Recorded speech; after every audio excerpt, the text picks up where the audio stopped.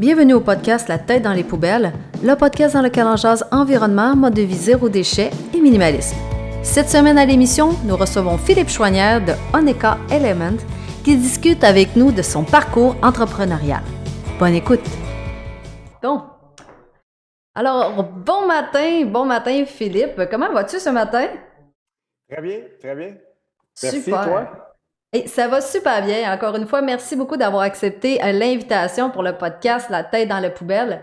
Au fond, c'est un podcast qu'on a créé pour aider les gens à réduire leurs déchets, trouver des solutions éco-responsables. Puis bien sûr, ben j'ai décidé de trouver une petite niche sur Twitch en allant chercher les gamers de ce monde, hein, parce que ceux qui ont un biais sont convaincus, les autres ne le sont pas encore. Fait qu'on s'en va dans un petit domaine qui est différent pour justement aller leur donner des pistes de solutions pour ceux qui veulent tenter de faire ça. Alors, voici mon point. Donc, Oneka Element, entreprise éco-responsable en soins personnels à partir de plantes. Est-ce que c'est possible de me parler de ton entreprise, s'il te plaît? Écoute, avec plaisir. Merci de m'inviter d'ailleurs, de prendre le risque avec moi. J'apprécie beaucoup d'être là. J'apprécie beaucoup le travail que tu fais. Écoute, notre entreprise, Stécie et moi, ma femme, on a fondé en 2008. C'est un parcours accidentel. Moi, je jouais au hockey en Europe. Stécie était avec les chevaux.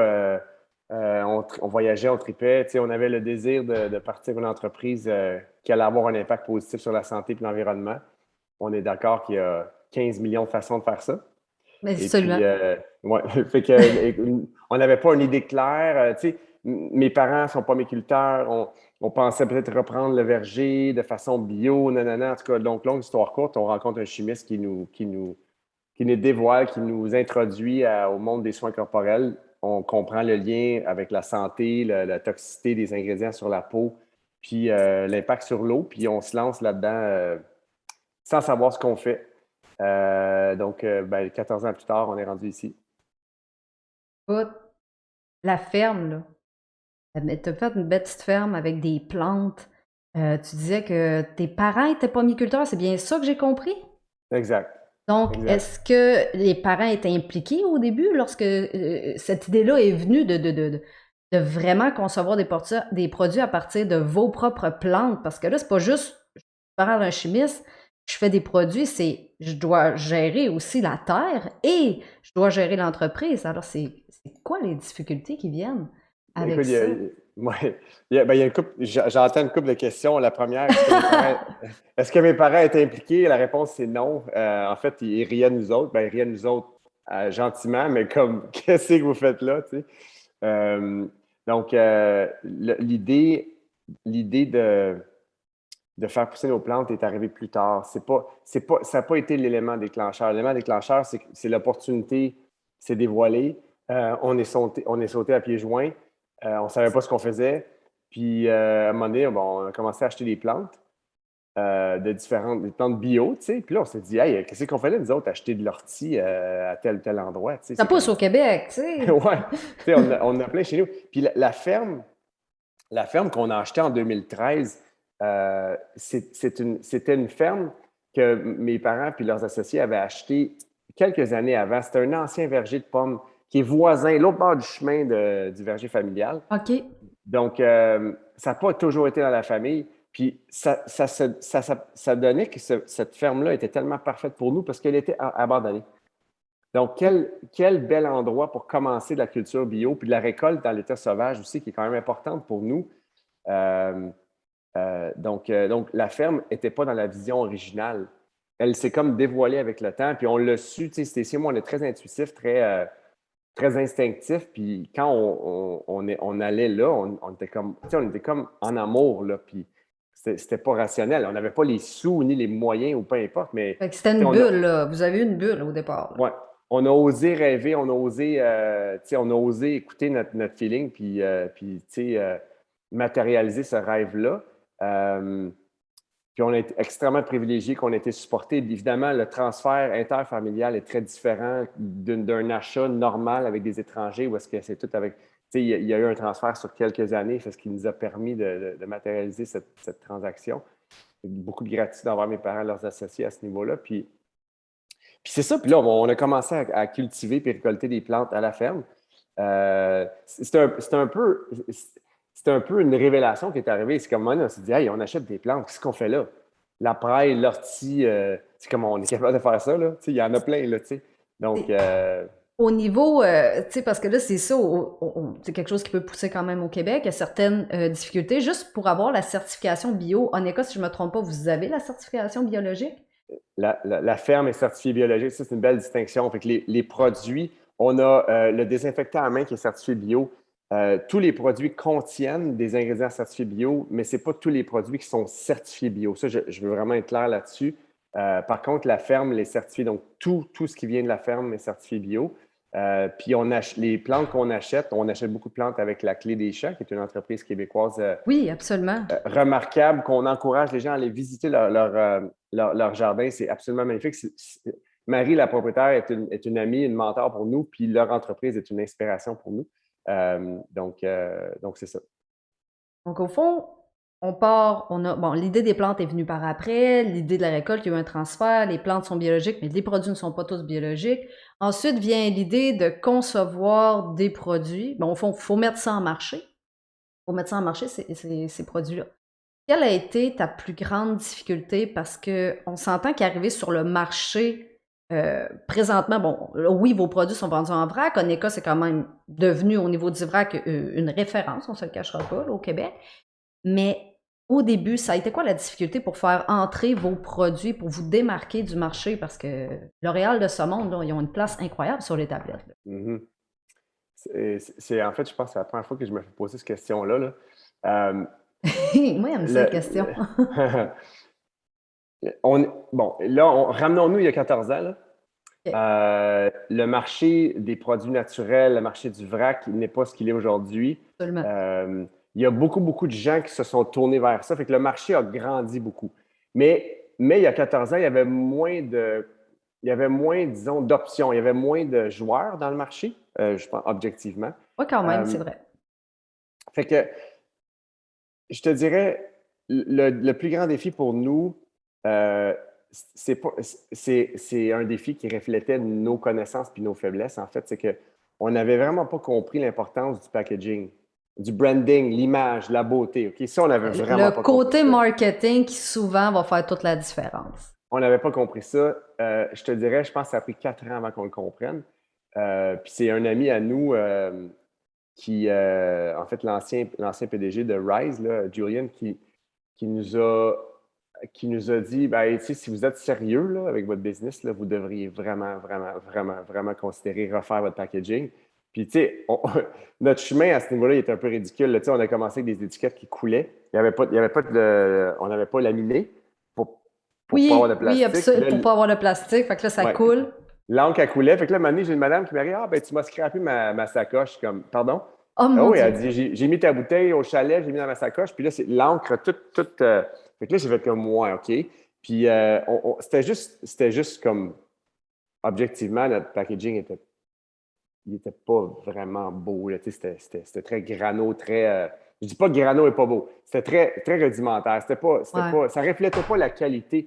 Puis je pense que ce qu'on a compris, puis qui est relié à ce défi-là, c'est que quand on a compris qu'il faut que le packaging reflète la qualité qui est dedans. Les gens s'arrêtent beaucoup à l'emballage. Oui. C'est dommage parce que quand justement on veut réduire les déchets, on parle de réduction des emballages. Puis souvent, on va critiquer les entreprises par rapport à l'emballage en disant « vous pourriez faire mieux ». L'ennui, quand on veut faire mieux, c'est qu'on ne se fera pas connaître parce que justement, notre étiquette va couler.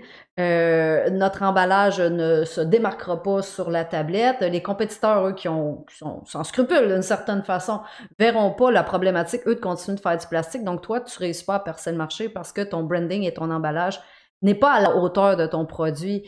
Puis, c'est pas nécessairement juste les personnes qui sont grano que tu vas aller chercher. Tu vas aller chercher les autres aussi.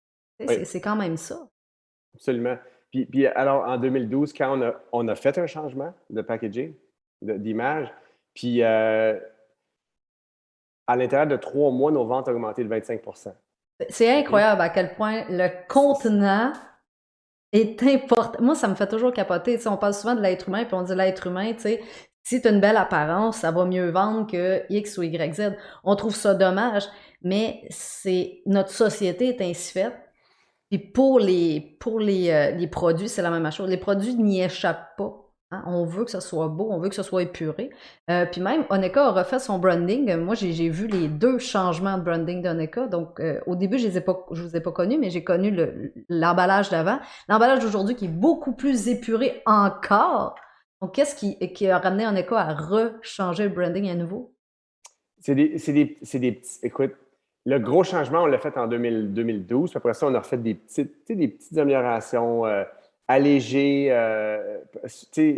On réalise, pour nous, épurer, c'est important, pour ne pas surcharger d'informations les gens, puis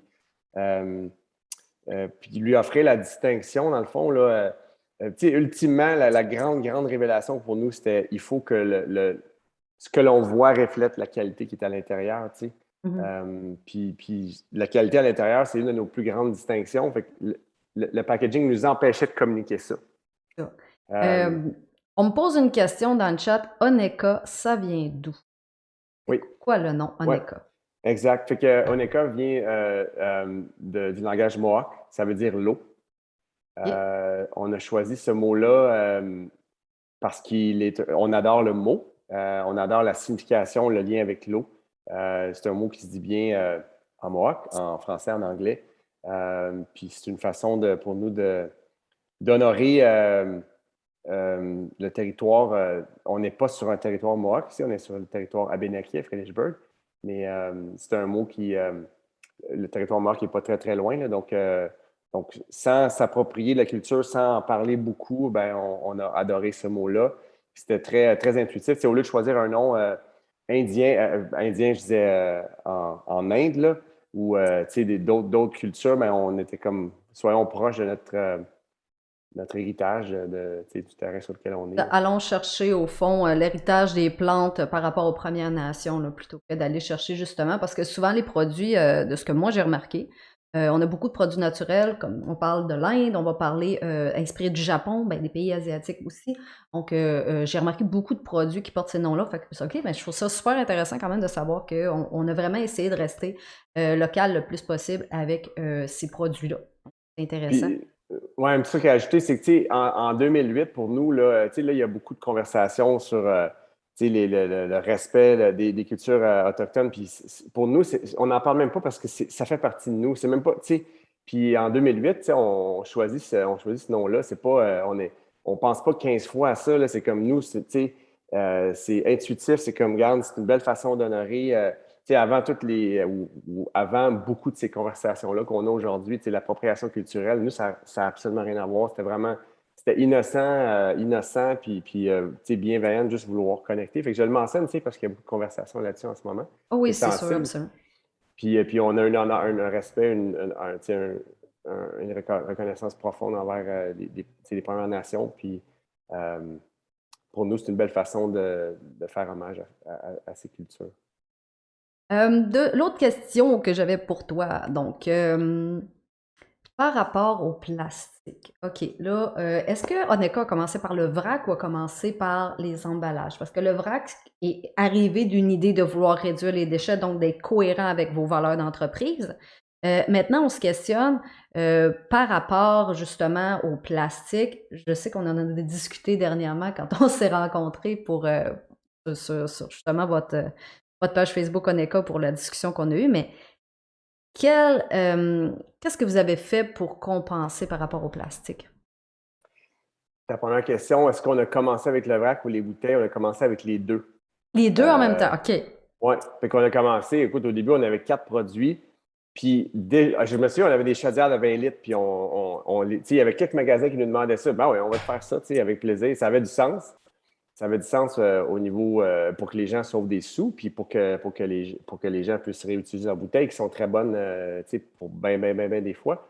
Puis le vrac, au début, en 2008-2009, il y avait une vague de magasins de vrac, puis ça a planté un petit peu. Ouais. D'un coup, puis ils ont fermé. Puis après ça, 2012, 13, 14, là, c'est remonté. Puis là, c'est fort. Donc, le vrac a toujours été... on a toujours fait du vrac, toujours. Puis là, ben, depuis 4-5 ans, c'est sûr que c'est moins accidentel et plus intentionnel, ou est-ce que c'est comme, OK, regarde, faut vraiment activer. Fait que, tu sais, des petites statistiques, là, depuis 2017, qui est l'année qu'on mesure notre consommation de plastique, le remplissage, là, ou l'achat en gros a sauvé l'équivalent de 320 000 bouteilles de 500 ml. C'est Ça quand même pas représente, mal. ça représente comme, j'écoute là, 11 000 kilos, je pense, 11 tonnes de plastique, là, c'est pas rien. Puis là, le crédit, moi, je le prends pas, là, c'est les consommateurs qui activent ça, là, c'est eux qui font le remplissage, c'est eux qui achètent en gros. Fait que c'est important de le mentionner. Puis depuis 2018, c'est cool ça, mais par exemple, cette année, en 2020, malgré tout le vrac qu'on fait, on a consommé 14 000 tonnes de plastique. Donc, attends un peu. Malgré le fait que, tu sais, il y a quand même une part oui, le consommateur. Ouais. Le consommateur a rempli pour 11 000 tonnes, pour 11 tonnes, pas 11 000, excuse-moi. Pour Ouais. 11 tonnes il a évité, on ne va pas dire il a rempli, Ouais. il a évité Ouais. 11 tonnes de plastique. Mais de l'autre côté, on a quand même 14 tonnes de plastique qui a été généré pour ceux. En un an. En un an. Un an. En un an. 2020 a été une année peut-être un peu plus intense que ça l'aurait été à cause cause de la de. pandémie. Bon, il y a moins de gens. Je te dirais qu'il y a beaucoup de gens qui achètent des bouteilles, là, c'était plus rassurant, là, au lieu d'aller dans des magasins, en tout cas. Donc, mais pour moi, c'est un fait très refroidissant. Puis, on s'en cache pas, on a consommé 14 000 kilos de plastique en 2020. Fait que, oui, c'est excitant, on offre une solution qui permet aux gens de réduire du plastique, c'est cool. Fait que face à ça, on s'est dit, écoute, on peut comme pas attendre de faire d'autres choses. Puis l'autre chose, c'est oui, on réduit à la source, on fait de l'innovation, on a changé du packaging pour du verre, qui est questionnable à long terme si c'est utilisé à un usage unique. Le verre Oui, est absolument. génial, mais il faut que ce soit réutilisé parce qu'une bouteille de verre, pour le même format une bouteille de plastique, le plastique a moins d'impact. Je sais que c'est choquant comme fait, là, mais le verre est très pesant. Dans l'analyse complète du cycle de vie d'un produit, Bon, effectivement. exact. Fait que la chose qu'on fait depuis 2018, puis on en parle juste dernièrement, c'est qu'on travaille avec une compagnie qui s'appelle Plastic Bank. Eux, ce qu'ils font, c'est qu'ils ont des stations de collecte de plastique dans des endroits comme Indonésie, Bali, Haïti, des pays pauvres, côtiers, où le plastique est partout, partout, partout. Se ramasse dans les rivières, se ramasse dans l'océan. Donc, on finance la collecte de plastique.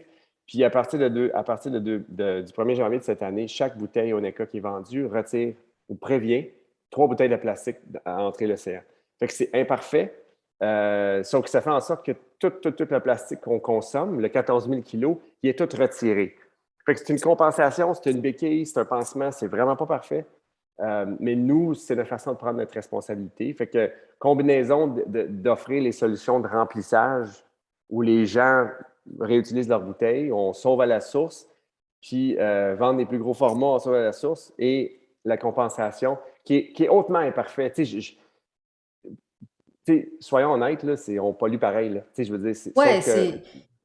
Nous autres, tu sais, souvent, ce qu'on va dire, c'est que le consommateur a une responsabilité, puis je sais que tout le monde se lance la balle. Tu sais, on va avoir des entreprises qui lancent la balle au consommateur, qui lancent la balle au gouvernement, qui lancent la balle aux entreprises. C'est une balle qui semble jamais prendre place dans les mains de quelqu'un en particulier.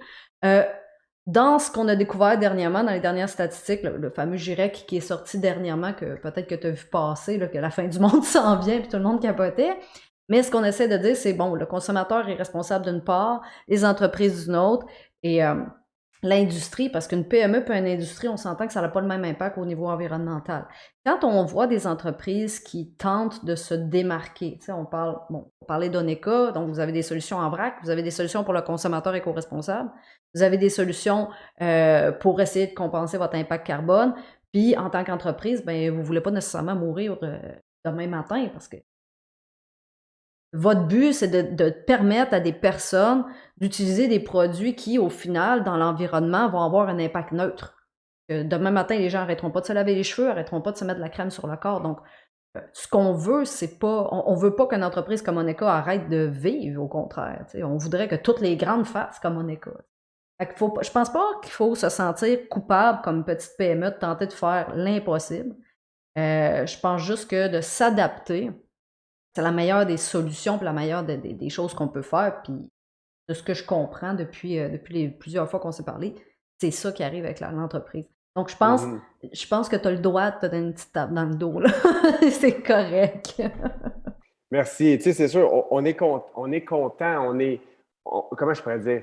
On apprécie où on est, on apprécie l'opportunité, le privilège qu'on a d'avoir une entreprise, c'est d'avoir une clientèle loyale et tout.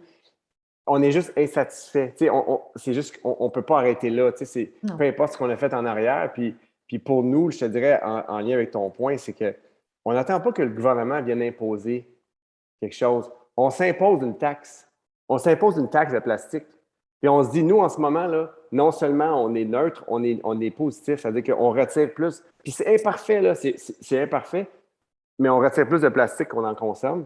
Puis on veut juste pas cacher notre impact réel. On a consommé Non, en c'est 2020. ça. Tu sais. Fait que, puis c'est beaucoup d'avoir cette transparence-là envers le monde aussi. Tu sais, à un moment donné, c'est comme, tu sais, souvent les compagnies, ils font comme un peu une grosse bulle rose, là. Tu sais, c'est comme, ah, wow, puis tout ça. Mais regarde, on n'est pas parfait, là. On n'est juste vraiment pas parfait. Mais on n'arrête pas là. On est insatisfait.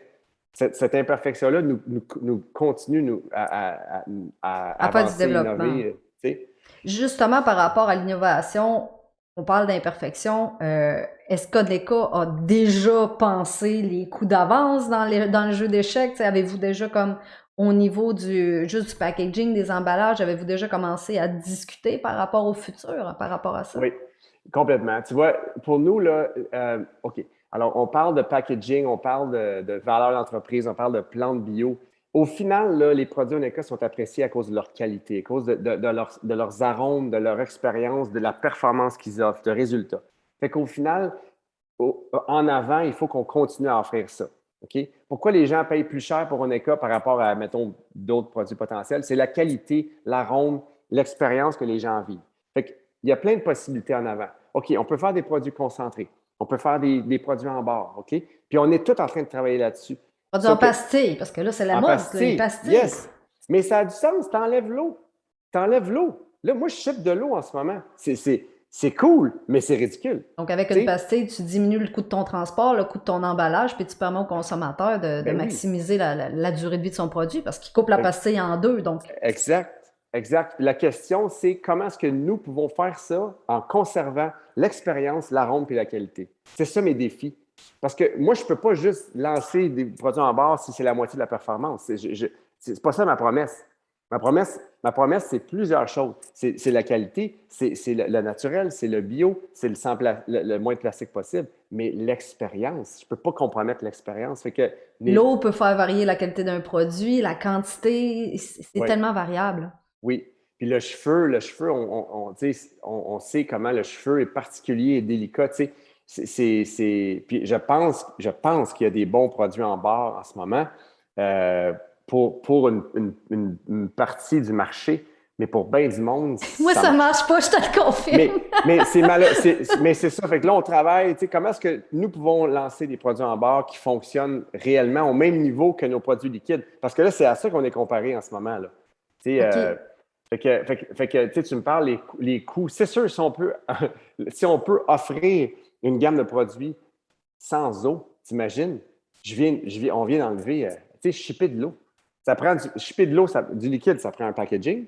C'est pesant. Fait que ça l'explose de carbone, ça l'explose de plastique. Fait que si on est capable de remplacer ça, fait que c'est sûr que ça nous obsède, là. Tu sais, on est Fait que là, là-dedans, on se fait demander vous travaillez fort, là. Là, ben là, ça écoute, bouillonne. on se fait demander des shampoings en barre, ça doit faire 4 ans. Tu sais, je veux dire, Oneka, la plus grande reconnaissance qu'on a, c'est pour nos shampoings, nos revitalisants. Fait que c'est sûr que tu sais, de se faire poser cette question-là, c'est 3000% logique. Tu sais, c'est sûr que c'est là qu'il faut y aller. Fait que là, on est à travailler là-dessus, mais comment est-ce qu'on peut le faire en offrant aussi l'expérience, l'arôme, puis le résultat, tu sais, que les gens s'attendent, là. Écoute, Philippe, je sais que ton temps est précieux. Et j'apprécie énormément que tu sois venu aujourd'hui. Je te remercie beaucoup d'être venu. Finalement, aurais-tu un petit mot de la fin pour les gens, là? As-tu quelque chose à leur dire? Bien, j'aime beaucoup ta vibe, tu sais, que je le dis dans mes mots, là, ben, c'est pas mes mots à moi, mais tu sais, j'ai entendu ça, tu sais, à un moment donné, que ça a plus d'impact, c'est plus puissant d'avoir plein de monde qui font les choses imparfaitement. Tu sais, je pense à, mettons, à la réduction de plastique, tu sais, à une vie plus écologique. Tu sais, que dans le fond, là, c'est de commencer quelque part. Tu sais, des fois, je pense qu'il y a des gens qui sont trop perfectionnistes, ils veulent tout faire les choses parfaitement, sinon ils ne le font pas. Tu sais, mais tu sais, on a besoin de plus de monde qui font les choses imparfaitement. Regarde, on est le meilleur exemple, là. Tu sais, si on capotait et on voulait juste être parfait, on n'existerait même pas. C'est ça.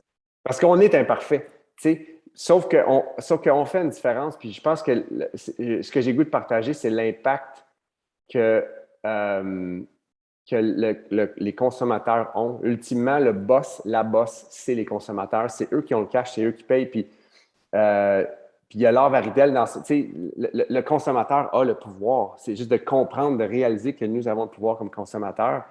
Puis on vote avec notre cash, tu sais. Fait que puis que le style de vie ou la façon de vivre zéro déchet n'est pas si difficile que ça. Oui, c'est un effort, je suis d'accord, sauf que c'est extrêmement satisfaisant. Puis l'impact est méga.